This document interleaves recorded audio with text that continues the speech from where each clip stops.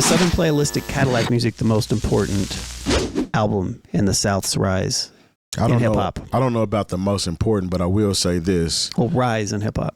The rise in hip-hop.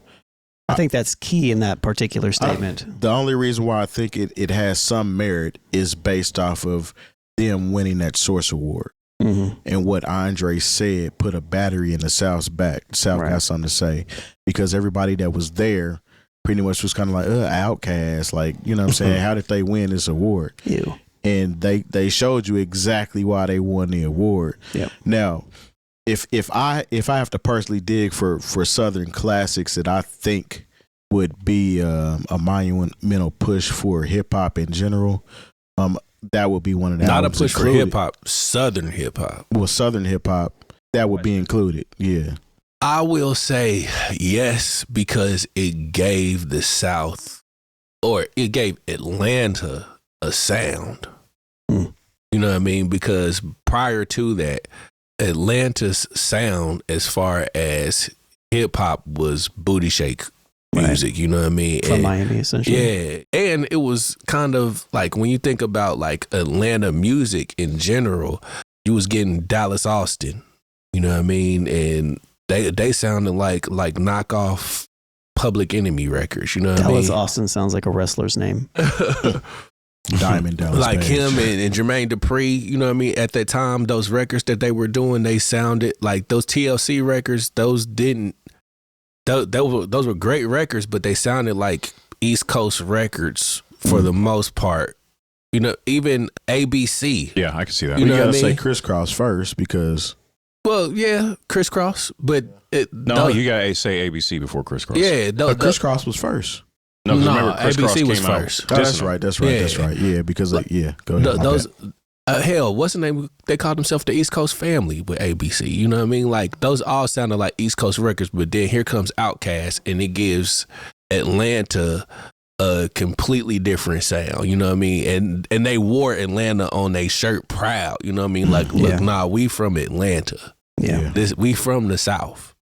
Not to say that the Ghetto Boys or, you know, Ball and G, they all had records before then, but Outkast put Southern hip hop on the mainstream platform. Yeah, I think it's kind of hard for me to see how it put everything on the main platform, because being from Indianapolis, Indiana, we came up on Southern music, period. Mm-hmm. So like, even before Outkast, I'm listening to Ghetto Boys, I'm listening to Scarface, I'm listening to everybody from the South already, UGK, you know what I'm saying? I'm listening to all these artists already.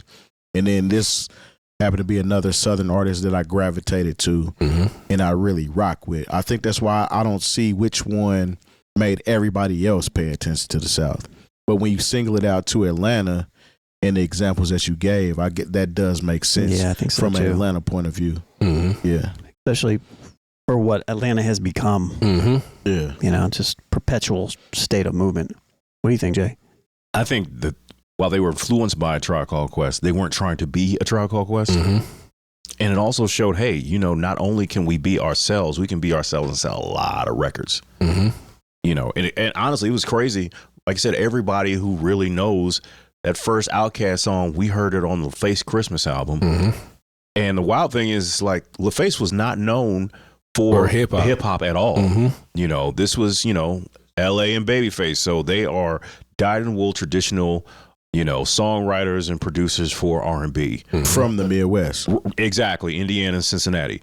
You know, so for them to have the, you know, foresight to sign these guys who are basically making music in a clay floor basement in Atlanta really says something for, you know, their ability to see the future and be like, okay, well, we're going to go with these guys. And then then the guys they want to bring along with them with Goody Mob, we're going to sign them too. So with that being said, even though Outkast is being entered into the Rock and Roll Hall of Fame, with my last statement, I can only really say Organized Noise is being entered in because that's who created that sound. Like, absolutely. You know, but you have to have somebody be able to take that sound somewhere else other than just having, you know what I'm saying? Because even before Outkast, didn't Organized Noise do stuff with other people or with LaFace before Outkast got on? Probably. Or they pretty much the pinnacle that introduced them to Outkast? I don't remember. I feel like somebody had a relationship with the record label, but I don't know if that was Rico. Rico could be wrong. Rico was cool with T-Boz. Okay, yeah. And T-Boz is the one that turned him on to. Yeah.